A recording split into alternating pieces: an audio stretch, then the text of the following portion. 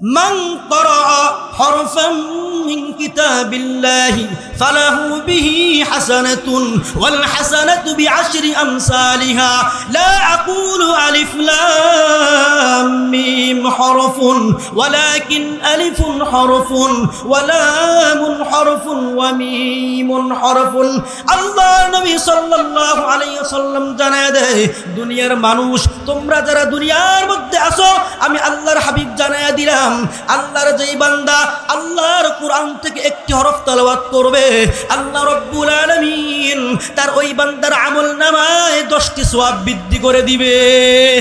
কোরআনের 1 নম্বর ফজিলতের মধ্যে আল্লাহ রাব্বুল আলামিন 3টি বিষয় তুলে ধরেছেন। কয়টি বিষয়? 1 নম্বর ফজিলত, আল্লাহ রাব্বুল আলামিন বলেন, ইন্নাল্লাযীনা ইয়াতলুনা কিতাবাল্লাহি ওয়া আকামুস সালাতা ওয়া আনফাকু মিম্মা রাযাকনাহুম সিররাও ওয়া আলানিয়া। আল্লাহ রাব্বুল আলামিন বলেন, আমি আল্লাহ রাব্বুল আলামিন দুনিয়ার মধ্যে যত মানুষ সৃষ্টি করেছি, দানব সৃষ্টি করেছি, 1 নম্বর ইন্নাল্লাযীনা ইয়াতলুনা কিতাবাল্লাহ, 1 নম্বর আমার যে বান্দা বান্দি কোরআনুল কারীম তেলাওয়াত করবে। 2 নম্বরে ওয়া আকামুস সালাতা, আমার যে বান্দা বান্দি নামাজ আদায় করবে। 3 নম্বরে হলো ওয়া আনফাকু মিম্মা রাযাকনাহুম সিররাও ওয়া আলানিয়া। 3 নম্বরে আমার যেই বান্দা বান্দিকে আমি আল্লাহ রাব্বুল আলামিন ধন সম্পদ দান করেছি, গোপনে দান করেছি কিংবা প্রকাশ্যে দান করেছি, আমার এই বান্দা বান্দি যদি আমি আল্লাহ রাব্বুল আলামিনের পক্ষ থেকে দেওয়া ধন সম্পদ গোপনে কিংবা প্রকাশ্যে আমি আল্লাহ রাব্বুল আলামিনের রাস্তা অর্থাৎ আউলিয়াপুর মাদ্রাসা, মসজিদ সহ অন্যান্য ভালো কাজে ব্যয় করে, আল্লাহ রাব্বুল আলামিন বলেন, ইয়ারজুনা তিজারাতাল লান তাবুর, বলে আমার বান্দারা নামাজ আদায় করার কারণে, কোরআন তেলাওয়াত করার কারণে, আমি আল্লাহ রাব্বুল আলামিনের রাস্তায় সদকা করার কারণে আমার বান্দারা এমন একটি ব্যবসার সাথে চুক্তিবদ্ধ হলো, বলে যেই ব্যবসার মধ্যে লাভ ছাড়া কখনোই লস হতে পারে না।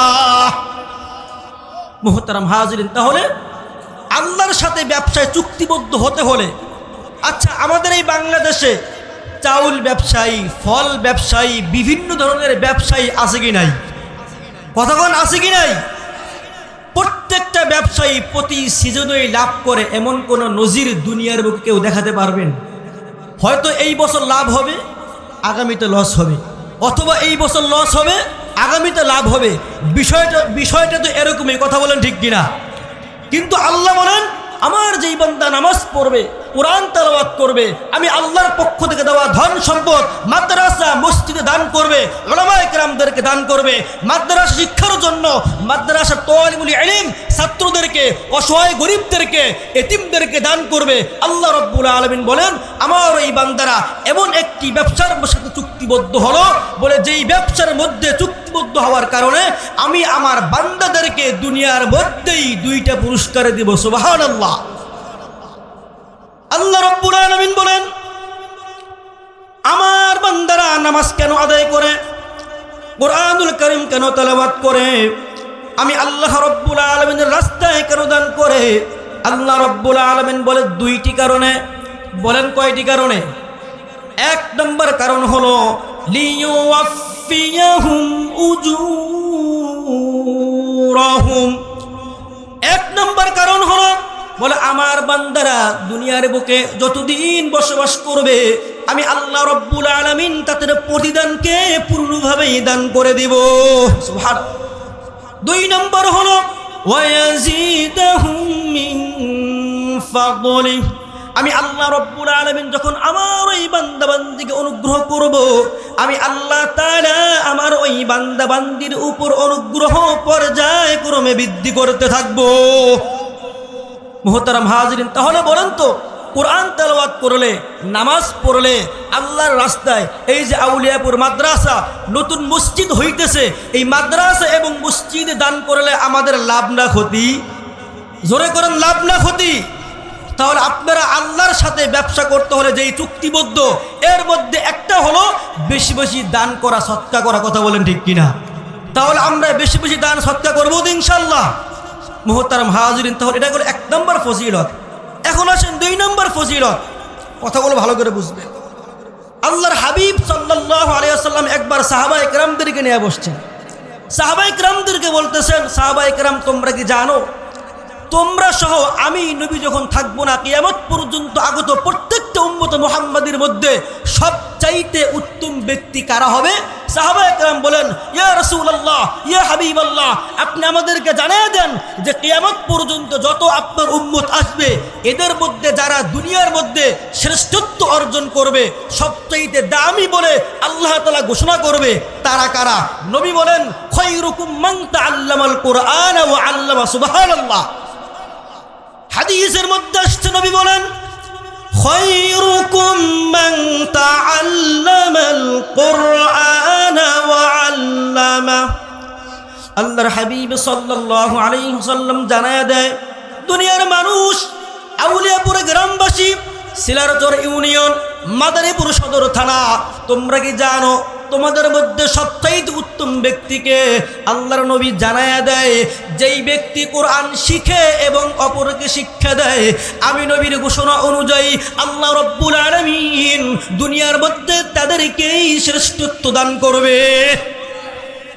তাহলে নবীর হাদিস দ্বারা বোঝা গেল, এই যে আউলিয়াপুর মুহসিনিয়া মাদ্রাসা যারা পড়তেছে, উস্তাদরা পড়াইতেছে, সারা দিন রাত উস্তাদরা মেহনত করতেছে, দূর দূরান্ত থেকে আসতেছে, মাথার ঘাম পায়ে ফেলাইয়া সামান্য হাদিয়ার জন্য নয়, উলামায়ে কেরামের পরিশ্রমকে আপনারা টাকা দিয়ে কিনতে পারবেন না। তারা আসে একমাত্র আল্লাহর জন্য, একমাত্র মুসলমানদের ঈমানকে রক্ষার জন্য। কথা বলেন ঠিক কিনা? মুহতারাম হাজিরিন, তাহলে বোঝা গেল নবীর হাদিস দ্বারা যারা কোরআন পড়ে এবং পড়ায়, তাহলে হাদিস দ্বারা বোঝা গেল মাদ্রাসার ছাত্র এবং ওস্তাদ যারা আছে এরাই হলো দুনিয়ার মধ্যে, এই দুনিয়ার মধ্যে, সমাজের মধ্যে, দুনিয়া এবং আখিরাত উভয় জগতে তারাই হলো সবচেয়ে দামি। সুবহানাল্লাহ।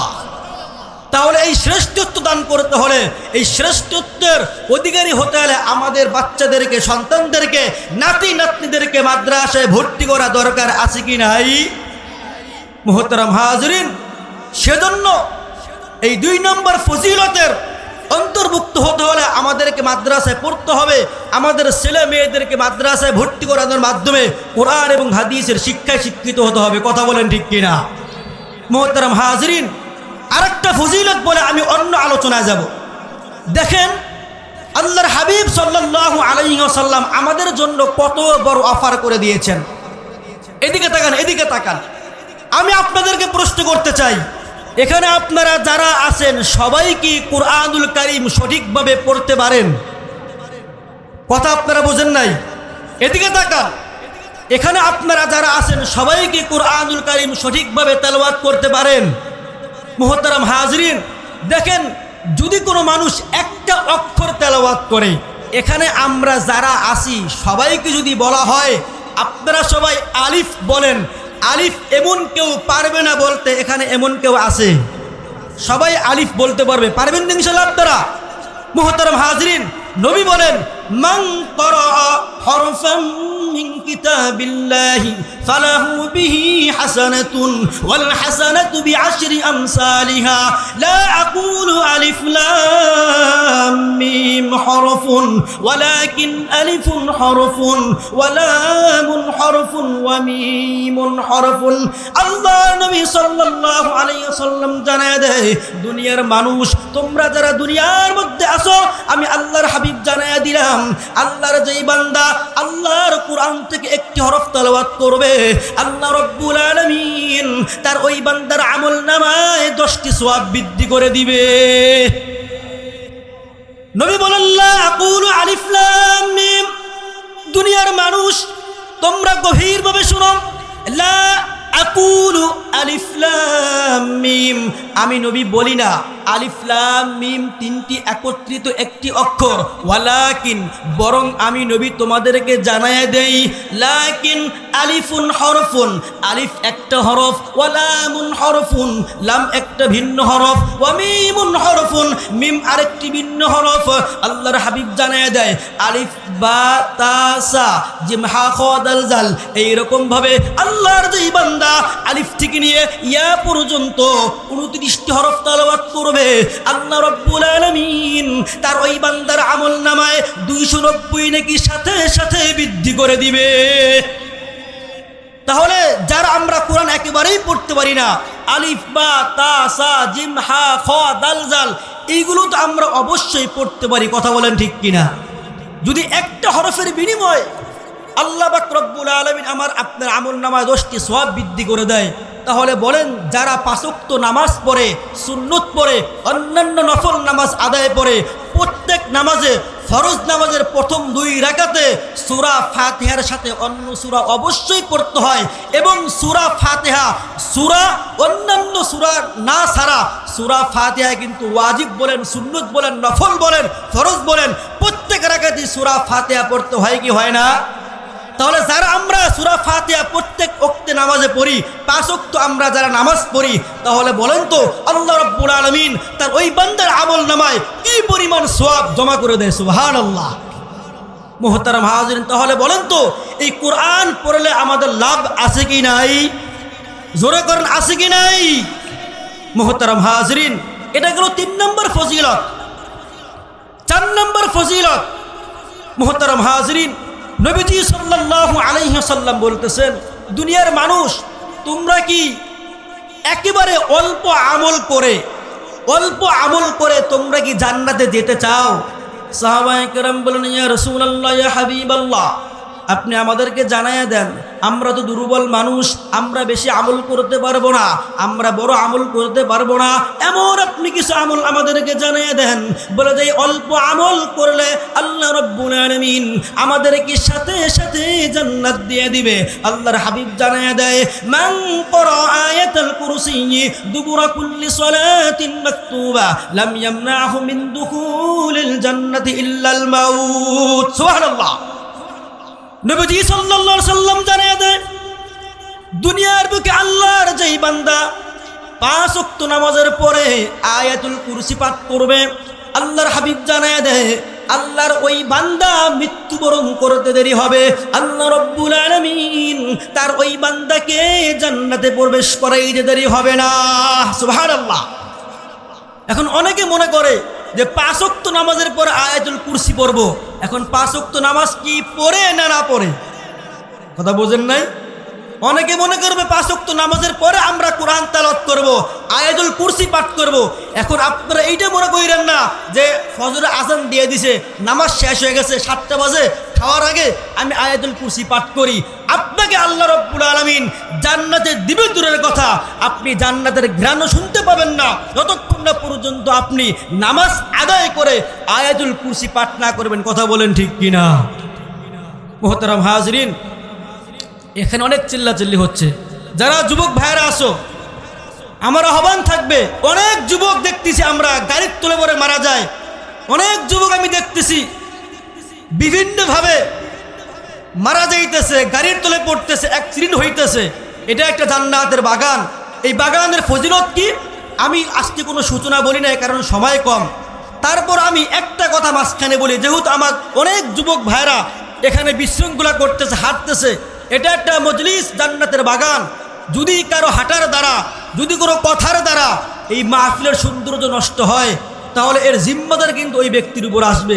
দেখেন এই মজলিসটা কত দামি মজলিস। একটা হাদিস বলি, আল্লাহর হাবিব জানায়া দেয়, মাজলিসু ফিকহিন খায়রুম মিন ইবাদাতি 60 সানা।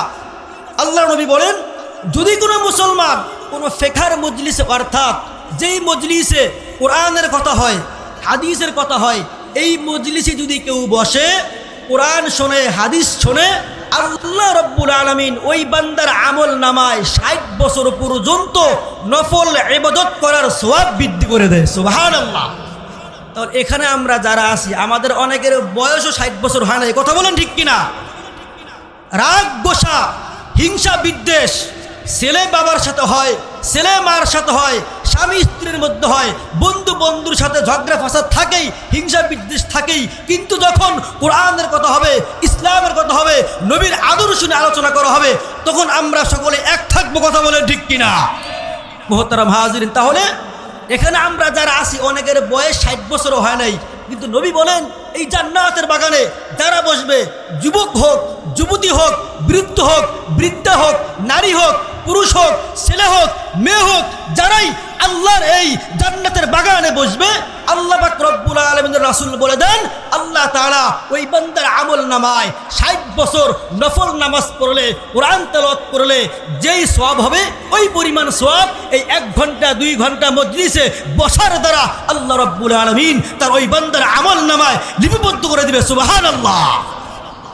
মুহতারাম হাজিরিন, সেজন্য আমরা মাহফিলের শেষ পর্যন্ত থাকবো ইনশাআল্লাহ। আমরা সবাই, কার কখন মৃত্যু হয়ে যায় কেউ বলতে পারে না। এই মাহফিল শেষ করে আমরা যেতেও পারবো এর গ্যারান্টি আমাদের কারো আছে। সেজন্য আল্লাহর জন্য মাত্র 11টা 11:30 পর্যন্ত আমরা সবাই থাকবো ইনশাআল্লাহ।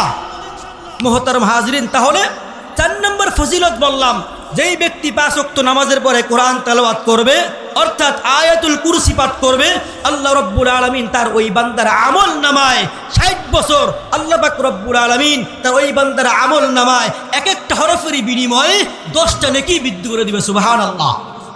তাহলে আমরা যারা কোরআন পড়তে পারি না এবং যারা পড়তে পারি, উভয়ের জন্যই আমাদের কোরআন শিক্ষা অর্জন করা দরকার আছে কি নাই?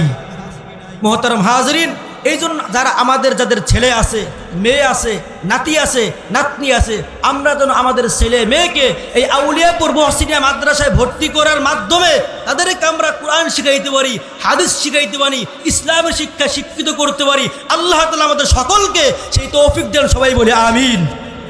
মুহতারাম হাজির, এইগুলো হলো কোরআনের ফজিলত। অনেক ফজিলত আছে।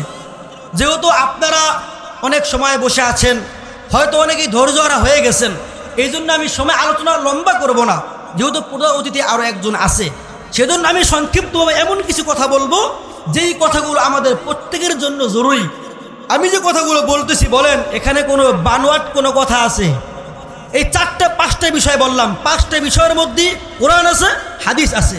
মুহতারাম হাজিরিন, আমি আপনাদেরকে প্রশ্ন করতে চাই, আমাদের সন্তান আমাদের জন্য নেয়ামত কিনা? জোরে কোন, আমাদের সন্তান আমাদের জন্য নেয়ামত কিনা? অনেকে আছে, অনেক যুবক ভাইরা বিয়ে করছে, দেখা যায় 22 বছরে বিয়ে করছে, 24 বছরের বয়সে বিয়ে করছে, 40 বছর হয়ে গেছে, এখনো ছেলে হয় না, মেয়ে হয় না। এইরকম বাবা মা আছে না নাই? অনেকে আছে বিয়ে করছে, বিয়ে করার সাথে সাথেই 2 বছরের মাথায় আল্লাহ তাআলা 2টা সন্তান দিয়ে দিছে। এইরকম ভাগ্যবান আল্লাহর বান্দা আছে না নাই? মুহতারাম হাজিরিন, দেখেন আমার সন্তান আমার জন্য নিয়ামত। বলে একটা মানুষের জন্য চোখ যেমন নিয়ামত, হাত যেমন নিয়ামত, পাও যেমন নিয়ামত, আমার ছেলে সন্তান আমার কাছে তার চাইতে বেশি নিয়ামত। কারণ কি? বলে আমার হাত যদি কেটে যায়, আমার চোখ যদি নষ্ট হয়ে যায়, আমার চোখ যদি অন্ধ হয়ে যায়, আমি যদি ল্যাংড়া হয়ে যাই, তাহলে আমার আল্লাহর কাছে শুধু আমার হাত পায়ের জন্য হিসাব দেওয়া লাগবে।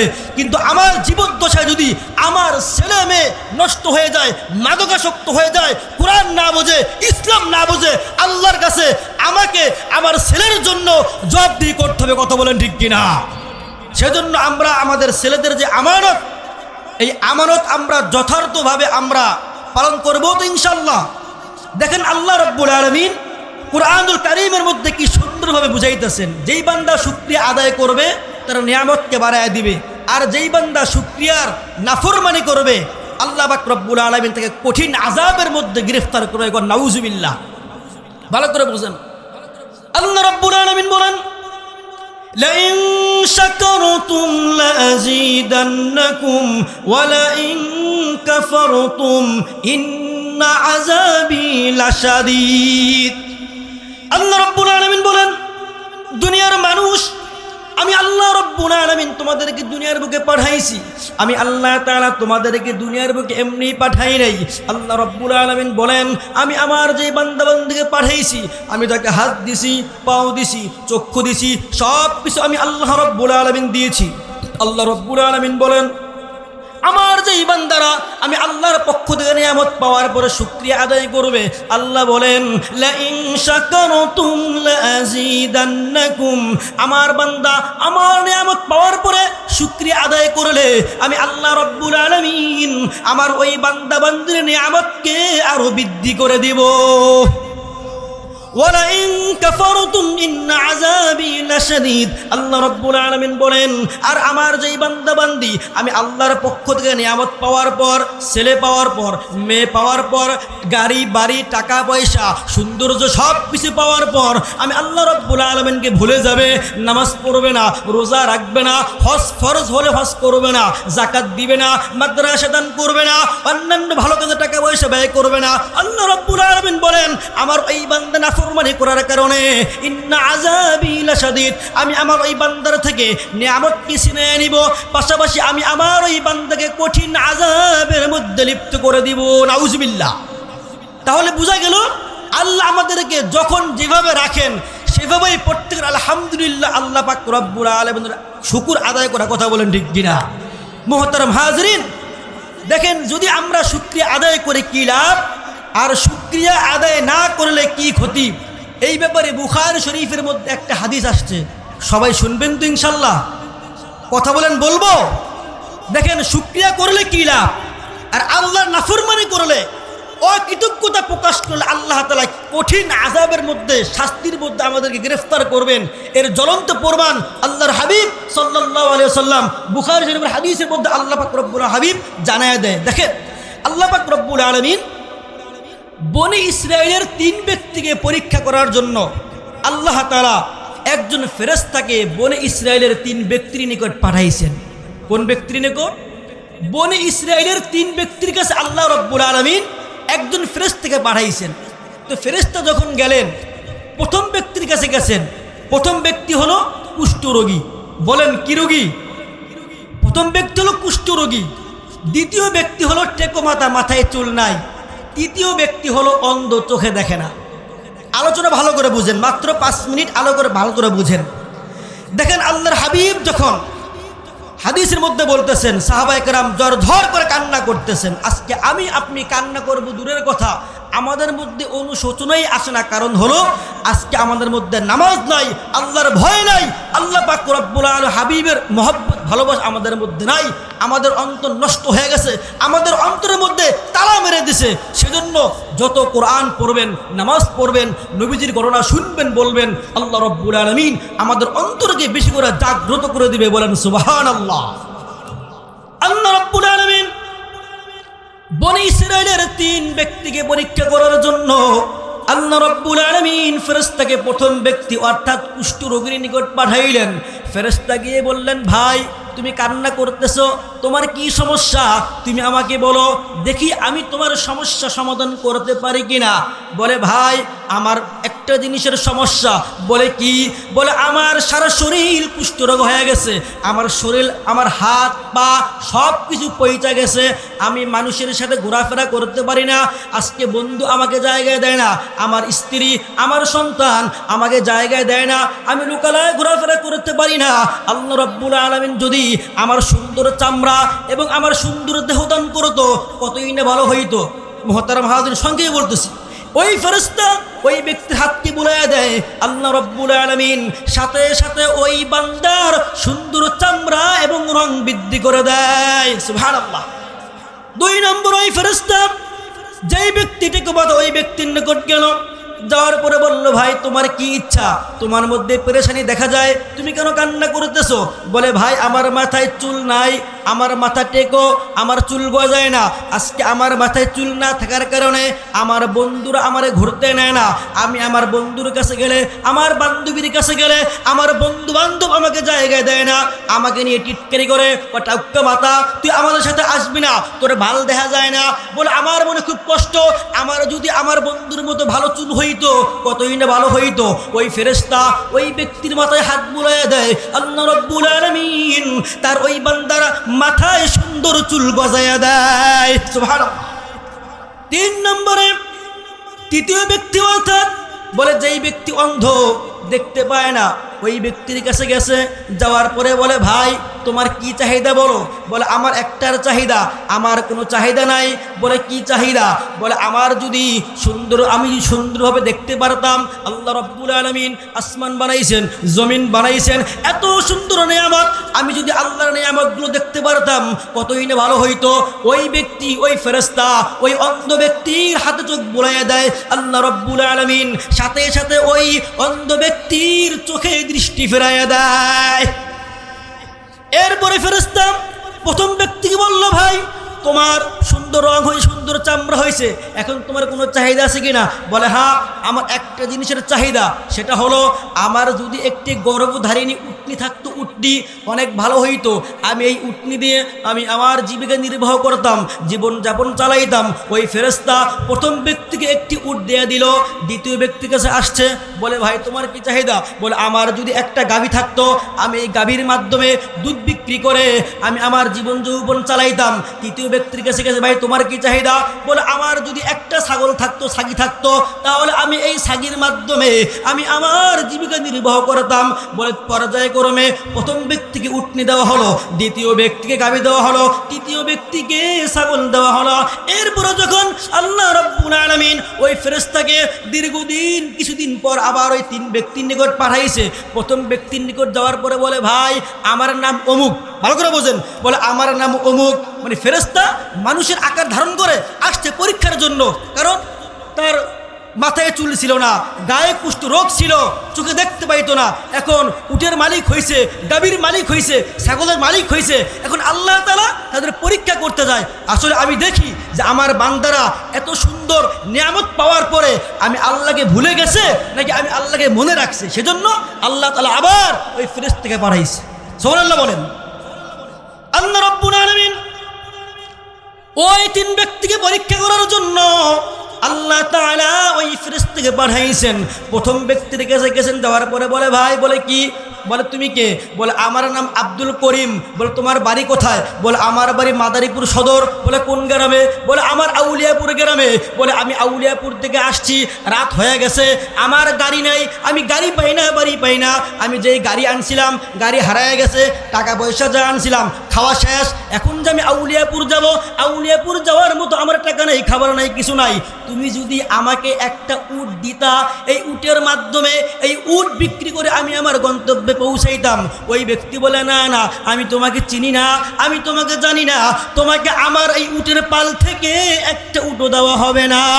এরপর ওই ফেরেশতা বললেন, হায় রে মুনাফিক নাফরমান, তুমি তো এক সময় এমন একটা অবস্থা তোমার হয়েছিল যে তুমি সমাজে প্রতিষ্ঠিত হওয়া দূরের কথা, তুমি তোমার বন্ধু বান্ধবের কাছে যাইতে পারো নাই, রাস্তায় বের হইতে পারো নাই, ঘর থেকে বের হইতে পারো নাই। তোমার আল্লাহ তোমাকে সুন্দর রংদান করেছেন, তোমাকে সুস্থ করেছেন এবং তোমাকে এত উটের মালিক বানাইছেন। কয় কি বলো?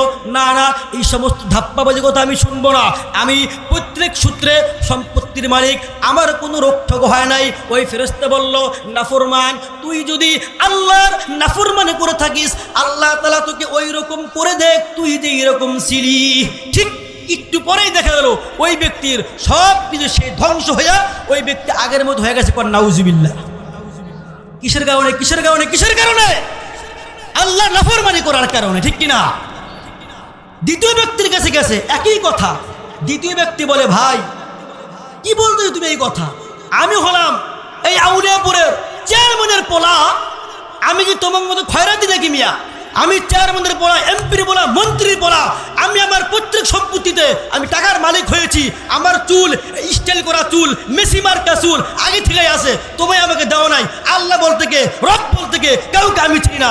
ওই ফেরেশতা বলেন, হায় রে নাফরমান, তুইও যদি মিথ্যা বলে থাকিস, আল্লাহ তোকে ওই রকম করে দেখ, বলে আগে তুই যেমন ছিলি। কর নাউজুবিল্লাহ। দ্বিতীয় ব্যক্তির অবস্থা ঠিক এমনই হয়েছে, কেন? নাফরমানি করার কারণে। এখন আসেন তৃতীয় ব্যক্তির কথা, অনেক লম্বা হাদিস, সংক্ষেপে বলতেছি, সময় যেহেতু কম। তো তৃতীয় ব্যক্তির কাছে আসছি। তৃতীয় ব্যক্তির কাছে আসার পরে বলে, ভাই বলে কি? দেখে তৃতীয় ব্যক্তির মনটা অনেক নরম।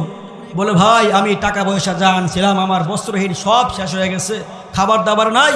এখন আমি যে আমার গ্রামে যাব, রাত 3টা বাজে, অনেক দিন আমি আসছি, কিভাবে যাব? বাসায় যাওয়ার প্রয়োজন, টাকা পয়সাও নাই। বলে, ভাই আপনি বলেন আমি আপনার জন্য কি করতে পারি?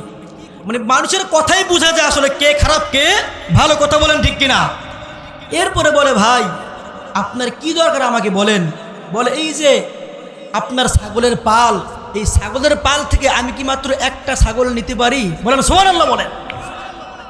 বলে ভাই তোমার কোনো চিন্তা নাই, তোমার আজকে এক রাত নয়, তুমি যদি চাও বছরকে বছর মৃত্যু পর্যন্ত তুমি আমার বাড়িতে থাকবা, খাইবা, ঘুমাইবা, তোমার যত ছাগল প্রয়োজন হয় তুমি এই ছাগলের পাল থেকে প্রয়োজনে তুমি সমস্ত ছাগল নিয়ে যাও, আমার কোনো আপত্তি নাই। বলে আমার কিছুই ছিল না, আমার চোখ ছিল কিন্তু অন্ধ, দেখতে পাইতাম না আল্লাহর আসমান কেমন, জমিন কেমন, আল্লাহর নিয়ামত আমি দেখতে পাইতাম না, গাছপালা তরুলতা কিছুই আমি দেখতে পাইতাম না। আমার রব আমাকে মায়া করে, মহব্বত করে, আমার রব আমাকে ভালোবেসে আমাকে দৃষ্টি দিছে, আমাকে এত সম্পত্তির মালিক বানিয়েছে। সুতরাং এই ছাগল আমার না, এই ছাগল আমার রব আমাকে দান করেছে। সুতরাং তোমার যত খুশি দরকার তুমি এই ছাগলের পাল থেকে তুমি ছাগল নিয়া তুমি তোমার চাহিদা পূরণ করো। সুবহানাল্লাহ।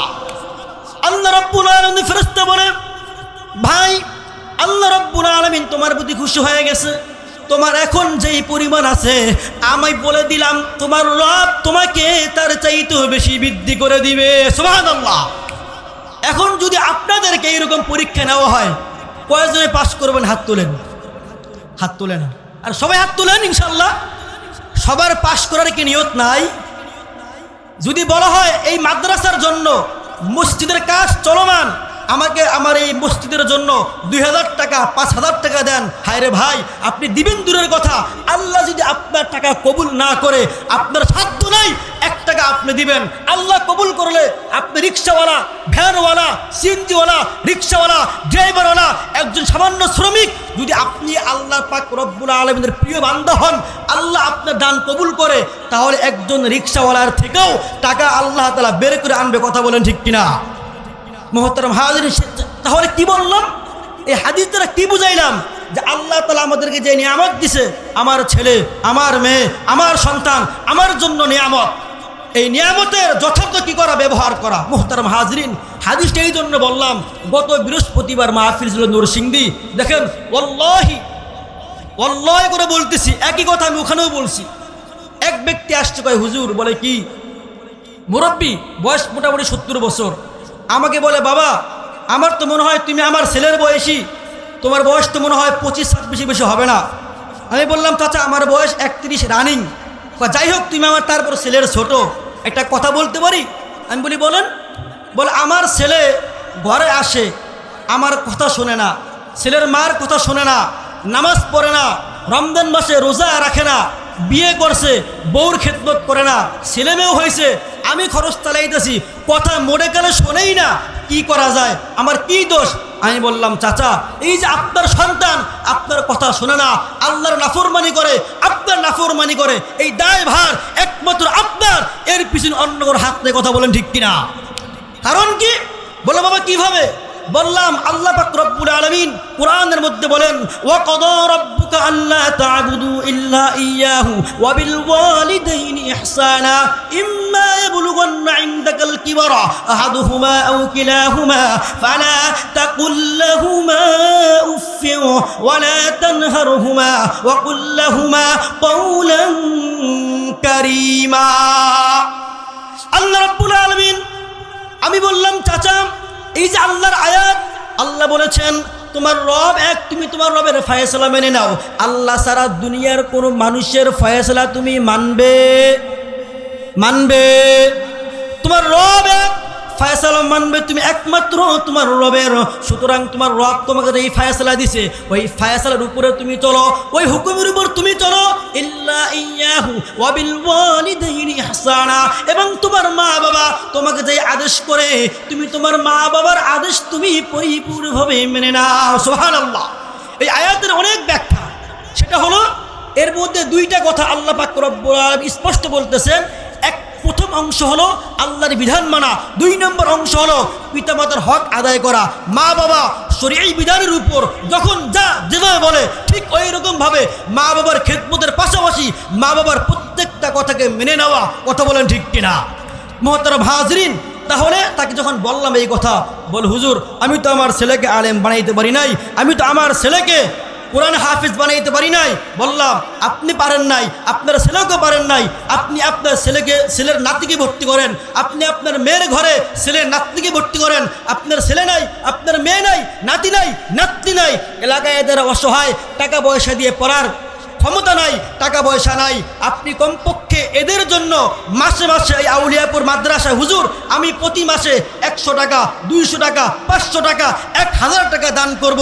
যদি আপনি এইরকমভাবে করতে পারেন, অবশ্যই আল্লাহ পাক রব্বুল আলামিন হতে পারে আপনার এই দানের উসিলায় কাল কিয়ামতের ময়দানে আল্লাহ তাআলা আমাকে আপনাকে আমাদের যেই সমস্ত নাস্তিকেরা, যেই সমস্ত মুনাফিকেরা, যেই সমস্ত মুসলমান নামে বেঈমানরা বলে খায়রে কোরআনের মধ্যে কি আছে, আমরা ওই সমস্ত নাস্তিকদেরকে, বেঈমানদেরকে বলতে চাই, আরে বেটা, আমরা আমাদের আল্লাহর কোরআনের আয়াতকে কিভাবে বিশ্বাস করি জানতে চাও?